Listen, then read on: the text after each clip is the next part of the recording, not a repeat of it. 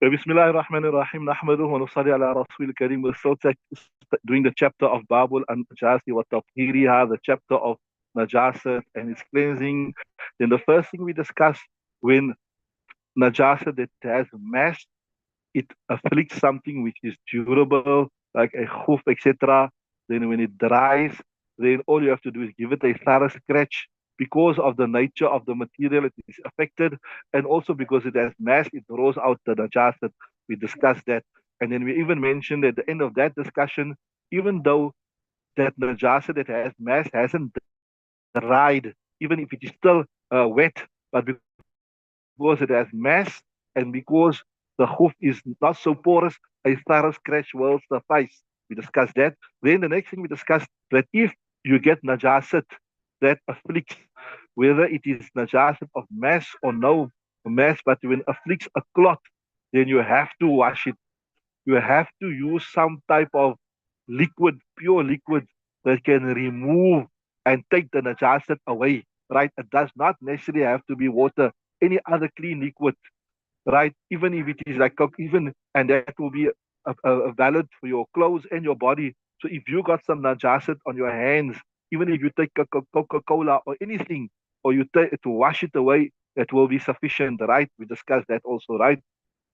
Then we did then because and the reason we said there is because that cloth is porous.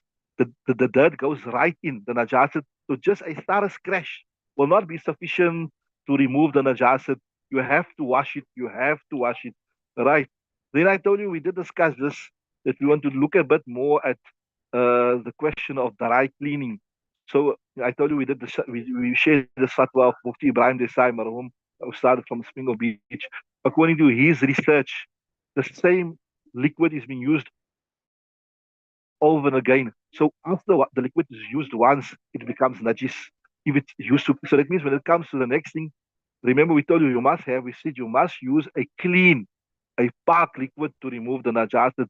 So if it's been used one time to remove the najasat, then the second time you use the same solvent, then obviously that will also become najis. So that means you will create further contamination. That is, we just take it to mean that the solvent is being used exactly like how it was before. But as I said, we're not so clued up with the whole dry cleaning process. We need to look into it. Like somebody mentioned, our student Al Lokmani also used to moonlight by a dry cleaners. So he mentioned that after every wash, the liquid that's used, it is actually boiled and then it's cooled again, so the najasat is separated. So we won't say anything conclusive on that as just until we try to get a bit more research on that. But for the time being, let's just say the default fatwa is that until we look into it. Right. Then yes, so we said a cloth, whether the najasat is dry, whether right, um, right, it will right, whether the najasat is wet, whether it has mass or not, you have to wash it, right? So there's no concept, and I told you, yeah, right, either with water or with any solvent that will remove the najasat, right? Then the next thing we discussed is what regards to money, semen, sperm. Well, maniyu najasun, right? Money, according to the Hanafi madhab, is najis. It is something which is impure. Yajibu ghasluha ratban. So when it is in a liquid form, it is necessary to wash it. Yajibu ghasluha radban, right? Now, I told you before, I mentioned yesterday and I'll mention again, don't confuse this masla with regards to the other masla of, when a najasat with mass afflicts a khuf. That's totally separate thing. This is separate thing, right? Just separate this from that masla there, right? Don't confuse it. Look at it in isolation. So they're saying that when the money, the sperm is wet, radban means wet, it's necessary to wash it.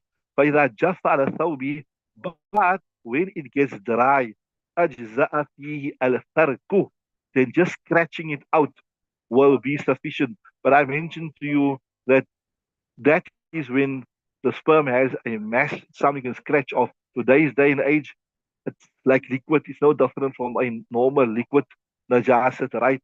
You won't be able to scratch it off. And the idea is, like I told you, when you scratch it off, it gets hard. it will remove the particles that's in there. And what's our proof? That's the logic behind it. But the main proof is this here. لقوله عليه السلام, the statement of Aisha, لعائشة فاغسلي إن كان رطبا. He told us, Aisha Siddiqa, that wash it if it is wet, right? So who used to wash Hazrat Aisha radiallahu anha's clothes?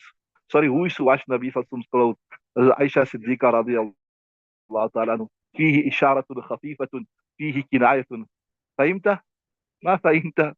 There's a subtle indication in there. I won't say it openly, but for those who got intelligence, they can catch on what I'm trying to say, right? لعائشة فاغسلي إن كان رطبا. Those are intended will catch on the point I'm trying to make. As Aisha Siddiqa used to do the washing by the house. She used to wash Nabi Sallallahu Alaihi Wasallam's clothes, right? The Aisha, right? فاغسلي إن كان رطبا. That wash it if it's wet. وافركيه إن كان يابسا. But if it's dried, and I tell you, this forms a mess. So by scratching it out, we said that when it's dry, it draws the residue out. So maybe it won't be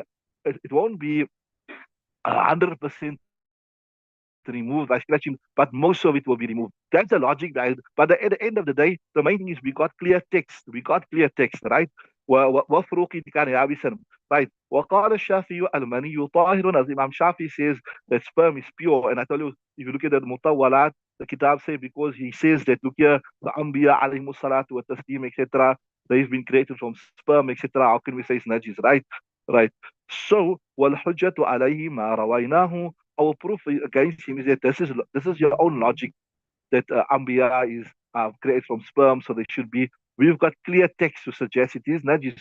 And Nabi Sallallahu Alaihi Wasallam wouldn't tell us Aisha Siddiqa to wash it, to remove it, etc. Right? وَالْحُجَّةُ عَلَيْهِ مَا رَوَيْنَا. Oh yeah, and another proof I just remember, it's not in the kitab. See, even Imam Shafi says that pre-coital fluid is najis, ne? That before the actual first sperm comes out, with regards to male or female, doesn't matter, the same thing. Remember, we discussed this in detail with regards to the vaginal discharges, and we said that that liquid that comes out at the time of arousal from a female, it will be najis, right? So one of our answers we give the Shafis is, look here, pre-coital fluid is najis, right?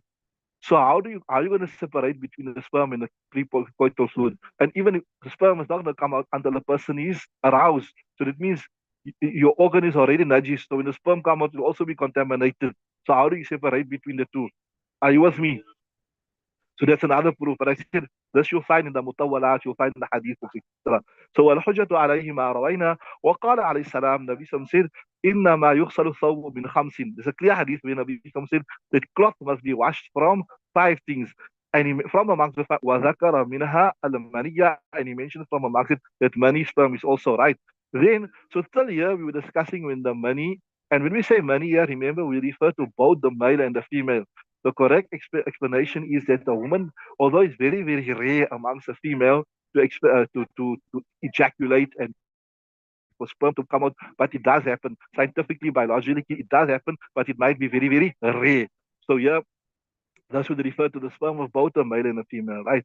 So وَلَوْ أَصَابَ الْبَدَنَ, if the sperm afflicts the body, it was the body. قَالَ مَشَايِخُنَا يَطْهُرُ بِالْفَرْكِ. So some of our ulama say that it will even become pure. Obviously, there's a separate question that when you have inzal, also becomes faraz. But maybe somebody else's sperm came on you and you didn't make inzal. So some ulama say, وَقَالَ مَشَايِخُنَا يَطْهُرُ بِالْفَرْكِ, that just by scratching it off, it will be fine. Why? لأن البلوى فيه أشد. And interesting here, he's saying, why? Because the affliction is more common. So look at the reasoning of this here. He's saying, look here, more often the body will be afflicted or contaminated with sperm than the clothes, right? So if there's concession in clothes, right, that you can just scratch off the dry sperm, then it should also be, to a great extent, applicable for the body, because it happens more on the body than the clothes. You understand what I'm saying? This balwa means affliction, yes, but the fatwa is not upon this. وعن أبي حنيفة, narrated upon the authority of Abu Hanifa, أنه لا يطهر إلا بالغسل. It will not become pure. Right now, when the body is afflicted with sperm, except by washing it. Why? One is, obviously, I told you, you got the hadith, they said that you can scratch it off from the clothes. There's no hadith that says you can scratch it off from the body. Are you with me? So that is the that is the نقلي دليل. The عقلي hadith is لأن حرارة البدن جاذبة فلا يعود إلى الجرم. They say, look here, the body is normally hot. You know that the body, all mammals, the body have to be a certain degree to be alive. That's why we call hot-blooded animals, right? So the body is hot, and the heat of the body, it draws that najasat through the pores.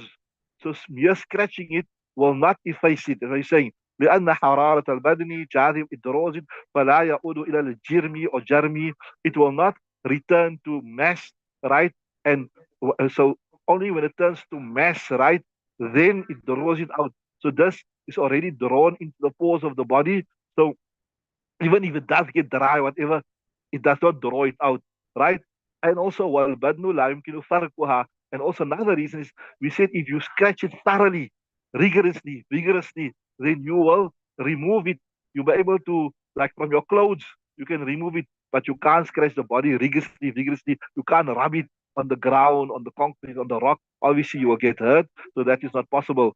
Okay, so that brings us to the end of that discussion. Read the new discussion, inshallah.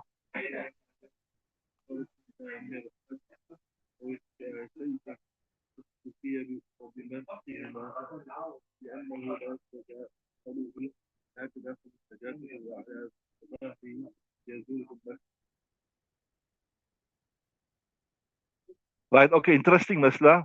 Yeah. Bismillah ar-Rahman ar-Rahim. New lesson.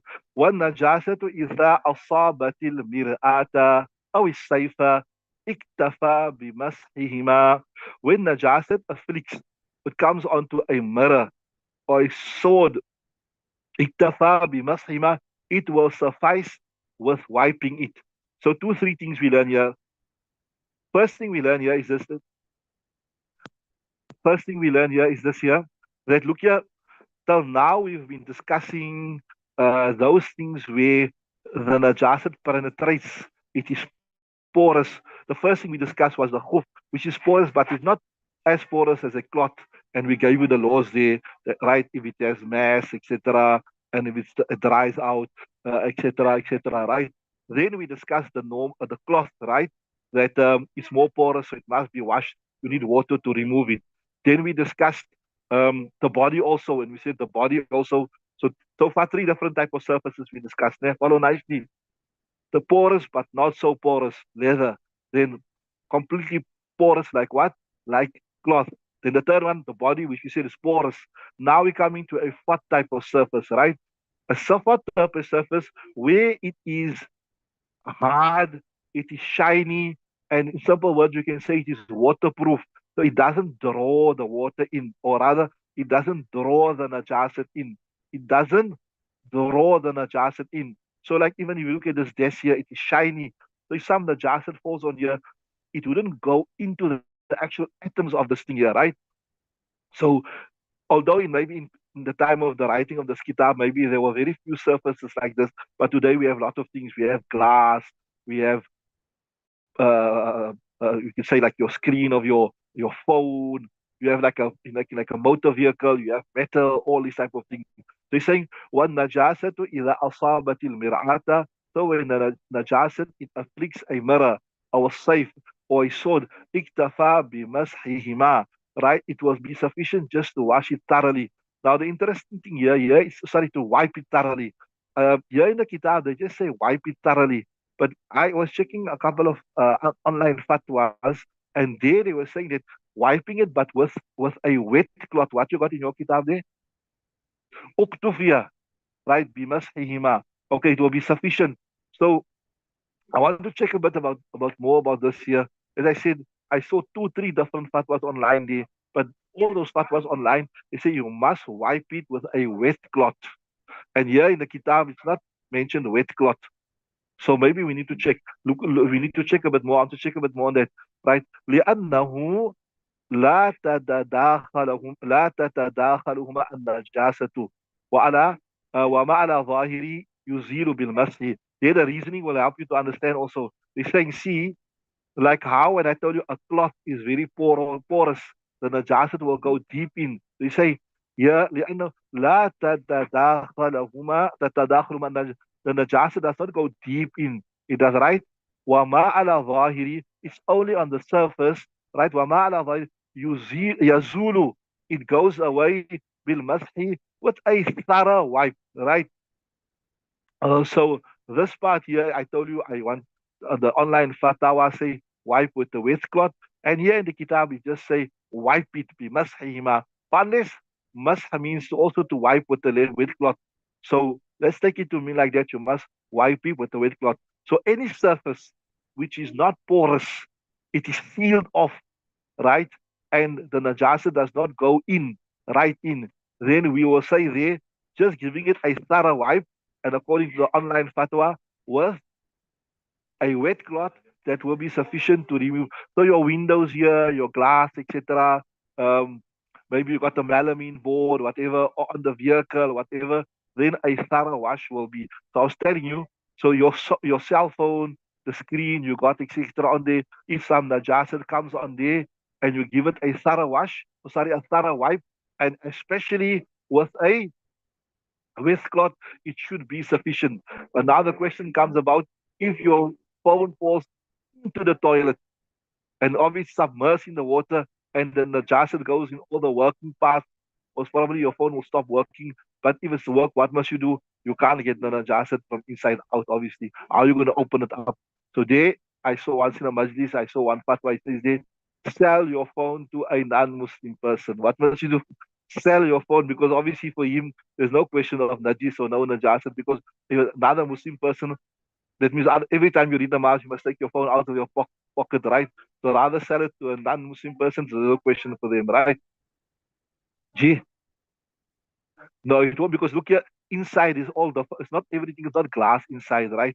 There's no question about something becoming najis with mere becoming dry, except in the next question. Just read the next one, you'll see.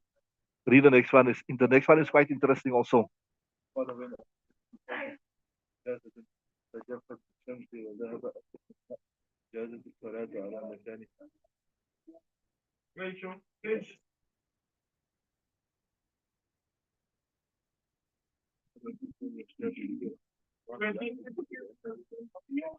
Right. So the next, before we look at the next, we read the text, let me explain to you. See, what he's saying, that if you've got like the natural ground, we're not speaking about like a concrete floor in the house or anything, right? So outside you have grass, you have gravel, you have sand, etc., etc. If that was soiled, there was some najasa that came onto that, right? Then, now, strictly speaking, if you apply the law, when something is soiled with najasa, you need to wash it. You need to clean it, isn't it? That's the default ruling. But like I told you before, I mentioned to you, we put nakal in front of akal. We put text in front of our own logic. So like, it's just you go outside here there's some grass here, right? Here there's some sand here. Say a dog came to urinate there, or maybe even one of the small boys that urinated there, right? Now, technically speaking, what's the law? You must wash that place. That's the law. I mean, that's the logic. That's the logic. When something, but as I told you, we put what we do. We put nakal in front of akal. There's an express hadith. They say, "Taharatu ayyub الأرض طهارتها," that when the earth is dried out, then that will be a purification for it. Now, why is this masla so irrelevant? If you are traveling somewhere, or maybe you're going to a park, you're going to the beach or something like that, there, you can read namaz. So long as you look at the ground there and you see there's no signs of najasat, you're welcome to read salah. You don't have to say, what if a dog came here? What if a dog urinated here? What if a person urinated here? You're not mukallaf of that. You understand what I'm saying? In fact, even if a dog urinated there, or even if a person urinated there, or even it got najis, somebody drank alcohol there, or somebody spermified the place, whatever, doesn't matter, because the moment it becomes dry, it is spark. You understood? So even if it was, and that's the first thing. Then the second thing is, if you know for certain that this earth here was najis in the past, again you mustn't assume. Remember the default ruling of everything, it is spark. Only until you got you got yaqeen, you got proof to say it's najis, then you will consider najis. So here you got some earth here, right? And you certain that there was najas, a child urinated there, whatever, right? And now it's dry, so you can read salah there, right? But you are certain it was najis, you can't make tayammum there. Why you can't make them? There's a difference. For salat purposes, we'll consider it pure, and the proof is taharatul ardi yabsuha. The purification of the land is its drying. But tayammum you can't. Why? Because the Quran says fatayammamu tayyiba. You can only make tayammum on pure earth. So this hasn't been clean. But yes, if like what I was saying, if the dog urinated there, you are certain the dog urinated there, right? And it dried up. So once it's dried, you can go read salah there, right? Provided there's no smell, there's no effect. You can't see any effect of it, right? But say if it rained and the rain washed it away, then too you can even make the yamum on that. You understood that?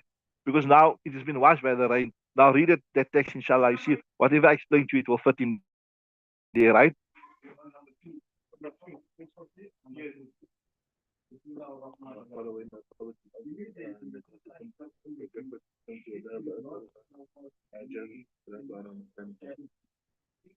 Right. وَإِنْ أَصَابَتِ الْأَرْضَ نَجَاسَةٌ.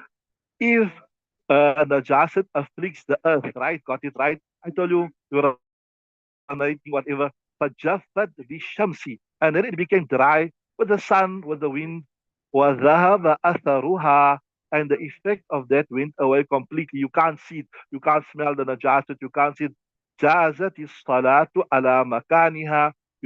You can read salah on that place. And I told you why this masla is so important and it's so relevant to us. That if you going somewhere, right, you can read salat anywhere. The grass, the sand. You can't say, oh, we got no musalla here. What if a dog urinated here? No, I can't read my namaz now. I have to wait. I must go home. And then your salah become qadha. No. Remember we done the hadith. جُعِلَتْ الْأَرْضُ مَسْجِدًا وَطَهُورًا. The earth has been made a means of purification. So if there's no water in the proximity, you will make tayammum. If there's no mat even you got with you, then you will read on the earth. So there's absolutely no excuse. There's absolutely no excuse. Like if I remember, they said the Jews, if they have compulsory prayers, they have to do it in a masjid, right? Not a masjid, but in a synagogue, in the place of prayer. So وذهب أثرها جازت الصلاة على مكانها وكريم وقال زفر.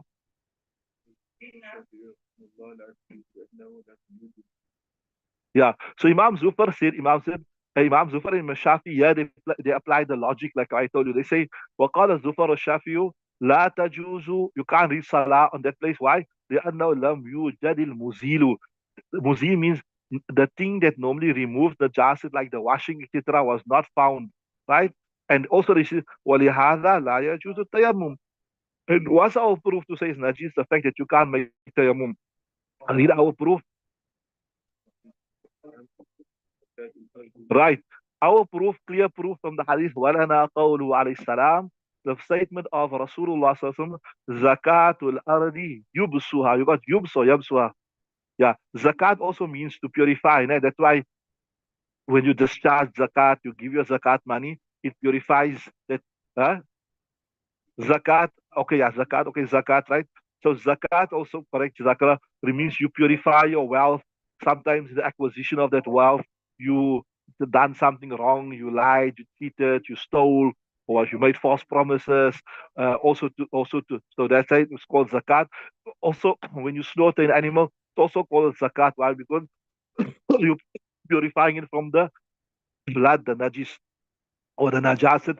So it says zakat al-ardi yubsuha. The purification of the earth is just for it to dry, right? So that is our proof. Then our answer, why do we differentiate between reading salah and being pure and tayammum? We say we have to differentiate because for tayammum, there's a clear proof that it must be pure. وَإِنَّمَا لَا يَجُوزُ التَّيَمُّمُ. And the reason why tayammum is not permissible, لِأَنَّ طَهَارَةَ السَّعِيدِ. Because the purification of the earth, ثبت شرعا, it has been established as a condition بنص الكتاب, with the clear text of the kitab. That is, I told you, فتيمموا صعيدا طيبا فلا تتعدى بما ثبت بالحديث.